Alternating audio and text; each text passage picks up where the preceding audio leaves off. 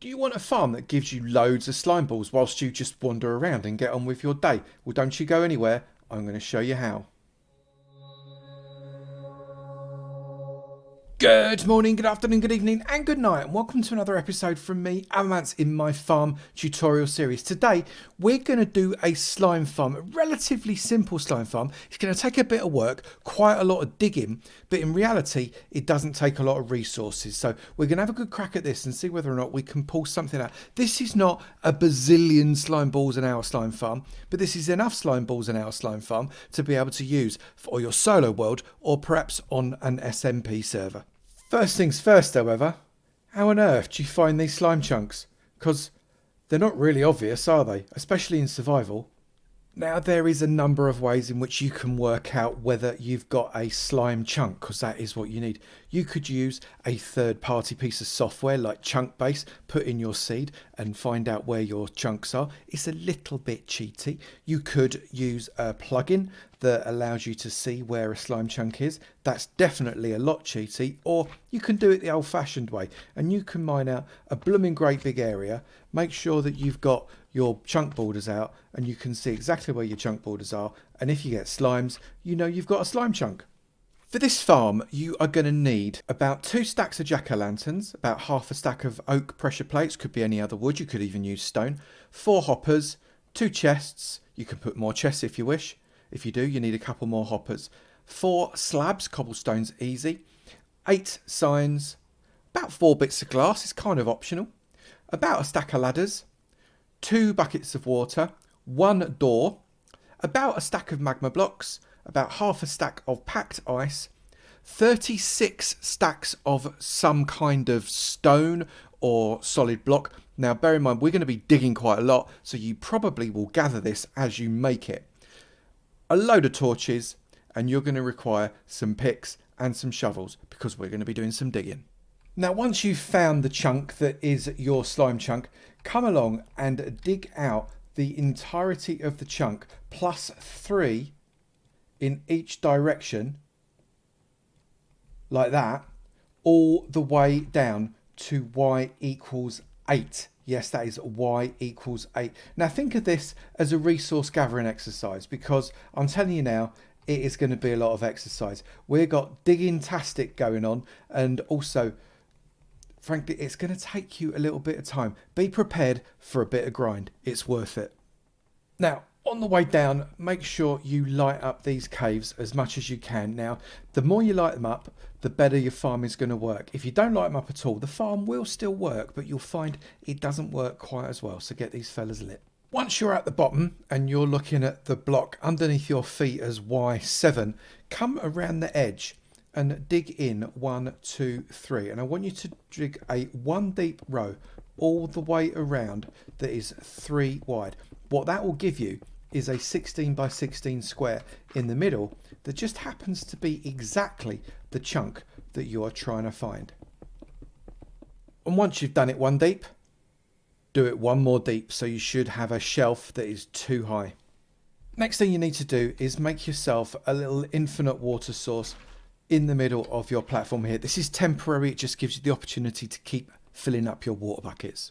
Decide where you want to have your collection chamber, so it could be in the middle of any of these walls. It's completely up to you. So when you've decided what wall it is you're going to go for, I am randomly going to go for this one. Come to the opposite side and along the edge of this side here, take out a row of 3 and put in your first 3 packed ice. Then come to that other end and put in 3 more packed ice.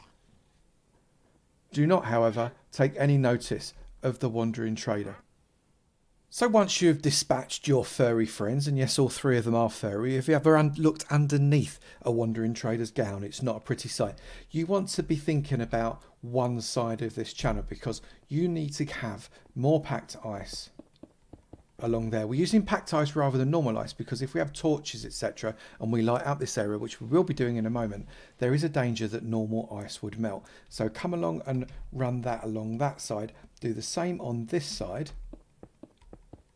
And what we want to do is we want to make sure that we have enough water stream that starts from this end here that comes all the way here with sufficient force. So first thing we want to do is we want to put 3 wooden pressure plates there and 3 buckets of water like that. That gives us a water stream to there. Now if we were to just pop 3 more packed ice there, that would work, but the force of the water has diminished. So what we're going to do is we're going to put 3 packed ice here, which is 2 before the end. We're then going to put 3 more pressure plates, and that means that these are going to move that much faster onto those pressure plates and shoot past them, and pop 3 more buckets of water there, and that's going to roll along that. Repeat the process 2 before the end, pop 3 packed ice and 3 pressure plates, and then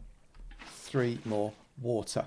You can see that goes to the end, but the problem is that runs into the corner here. So if you prep 3 more pressure plates there, we can then place 3 buckets of water there that run towards the middle. Now repeat that on the other side.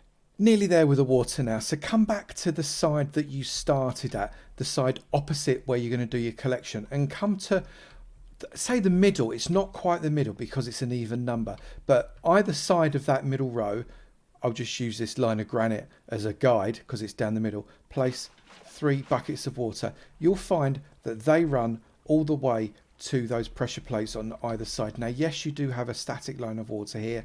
That is not going to cause you any problems, trust me. Then come all the way over here. What we're going to do now, as you can see, you've got a 6 wide gap. Come down to the 6 wide gap and create a 4 wide hole that is 3 high like that. This is going to be where you collect. Now dig that in 3. That's perfect. And then what we're going to do again, we're going to replace packed ice here, packed ice here, 3 more pressure plates, and then what we can do here, not yet, is have water going along, which will push into that hole there. Now the next bit does give you a little bit of artistic license to do what you want, but before you do what you want, you need to do what I want, and that is take out these bottom 4 here and the ones underneath. Get yourself 4 hoppers. These are the only hoppers that you need absolutely, and go 1, 2, 3, 4. Crouch click in, and I'll just take these out, and you'll be able to see that the tails of the hoppers are running in that direction. Let me just replace those. So now what you can do is you can replace this block here with a chest. So if we put the chest in there, that's brilliant. Now if you wish, you can make that a double chest. In fact, I think I will. Now how you get to that is entirely up to you. Perhaps you don't want to do anything too fancy and you want to have, I don't know, let's say some kind of glass wall here that means you can see the slimes getting destroyed, but you've got nothing more complicated than a ladder that goes up in this direction all the way up. Perhaps that's what you want. Perhaps you want to create an item elevator that shoots everything up to the surface for you. That is entirely up to you. I'm going to go dead simple because I promised you simple, and we're just going to have a ladder that allows you to come down and collect your stuff that goes up like that. So you can see what I've done here. I've put in 2 glass blocks above that chest and 2 glass blocks as the wall. That will allow the chest to open and we'll be able to see what's going on inside once we come down that ladder, which goes all the way to the top up there. Now pop a sign on the wall here, and then another sign, shift click in on top of those signs. So what you effectively create is a tube. Now that tube we are going to fill up with lava. You just need 1 bucket of lava, and that creates a lava blade that runs straight across like that, and that won't burn those signs because Minecraft physics is weird. Now what we want now is magma blocks. So if I get some magma blocks here, and we're going to create a bit of a kill chamber with magma blocks. So take out these 4, replace them with magma blocks, take out these 4, replace them with magma blocks, and do it for all of these blocks here. Now if you wish, you can also put some more magma blocks around the course here. If you've got plenty, you might as well, it will start to kill those slimes as they flow towards this area. It is not absolutely necessary, but it is quite a good idea because it speeds up the kill, which does slightly increase the efficiency of the farm. Once that's done, come to the edge of your magma blocks here and press 1, 2, 3 and 4, and that will flow water straight over those hoppers. Anything that flows into this area is going to get deaded and collected. The big slimes will get killed off by that lava blade and by the magma blocks. The medium slimes will occasionally hit the lava blade, but definitely get done by the magma blocks. And the little slimes, which actually give you the slime balls, will get done by the magma blocks. Any slimes that get done as they flow around, all the slime balls will shoot round and be collected into the hoppers anyway. It is a foolproof system. Now you can fill in your water source. You do not need that anymore at all. And we need to light up this platform. I'm going to use jack-o'-lanterns simply because they're just nice. They're just nice. Come in one from the corner, in each corner like this.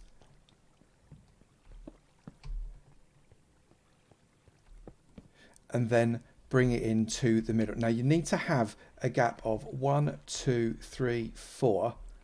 And then 5 in each diagonal. 1, 2, 3, 4, and then 5. 1, 2, 3, 4, and then 5. And you can see you've created yourself a bit of a square. And then in the middle of that square, you want to be putting jack-o'-lanterns like that on each side. That will make sure that you've covered off all of the dark spaces, because if you get any mobs that are not slimes spawn on this platform, what you're going to find is you've got massive problems. Those problems are slimes are stupid. They'll just bounce off into the water. They don't care. Other mobs are less stupid, and if they spawn on this platform whilst it's nighttime, then that will mean that they'll take up the mob cap and you won't have as much space for slimes. Now this is actually a working farm. You need do no more. But if you wish, you can put more platforms. You need a gap of at least 2.5. I recommend 3 blocks between this and your next platform, which should be identical to this one. So 1, 2, 3, and then do another platform there. So you've got a gap of 3. Otherwise your larger slimes will not have the opportunity to spawn. Now you can do that all the way up to y equals 40. No point in doing it any higher than that because they won't spawn. So once you have completed all of these platforms, this top platform is on y39. You come all the way to the bottom, because I forgot something. I do apologise. It's a dead easy fix, but I did forget it. So you need to put in some top slabs underneath those blocks that you've got the signs on. Otherwise, what can happen is that there's a very, very small chance that the tiniest slimes can get under those blocks. And if they do, they won't die. They'll probably hop out again, but the water will probably push them against that. And you just don't want to lose that odd 1 or 2 baby slimes. So put in 4 top slabs there. I've also put in a door here, which allows you to have access to either the room from here or here from the room, and you can get to it relatively easy because you've got those things there. So that is the farm ready. So now all we've got to do is have a play with it. So we're at the top, and you can see that we've got some slimes spawning in there already, and they're creeping across, taking damage as they walk over those magmas or bounce over those magmas. And we're going to just leave it to see how many slime balls we get in 1 hour.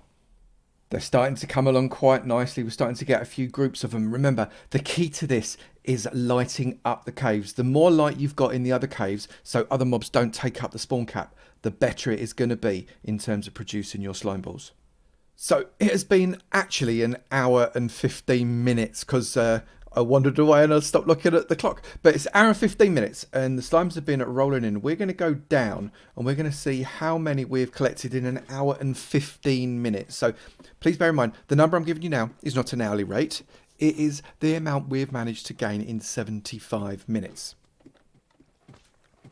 And we're down at the bottom and you can see the slimes are getting completely macerated. These medium-sized slimes are really getting done by the magma blocks more than the fire, but every now and again they do jump up and get a bit of a hot haircut, which is always good. So in this time, what have we managed to achieve? You can see the slime balls popping in there. We have got, oh actually that's not bad, we've got very nearly 5 stacks of slime balls. So if you think about it, that was an hour and 15 minutes, which is 5 lots of 15 minutes. We're effectively looking at 4 stacks of slime balls an hour for this farm. Now, I would describe myself as having lit up the caves fairly effectively. I wasn't massively vigilant, but I think I got most of them. So that is probably about as optimal as this farm is going to be. Maybe you get another stack in an hour if you lit them up a little bit more. But that is not too shabby. So 4 stacks of slimes an hour, not too bad for a hole in the ground, I would have said. And this will keep working whether you are trying to AFK or whether you're just ambling around. If the chunks are loaded, it's going to work. Remember, the more light in the other caves, the better it will be. If you have enjoyed this video, please remember to slap that like button. It'd be great to know you're enjoying it, and I will keep on making. Also, if you've not done it already, please do hit that subscribe button. It'd be great to see you in my sub club, and I look forward to seeing you in another video. You take it easy now. Bye. That blooming wandering trader's come back again. Look at him over there.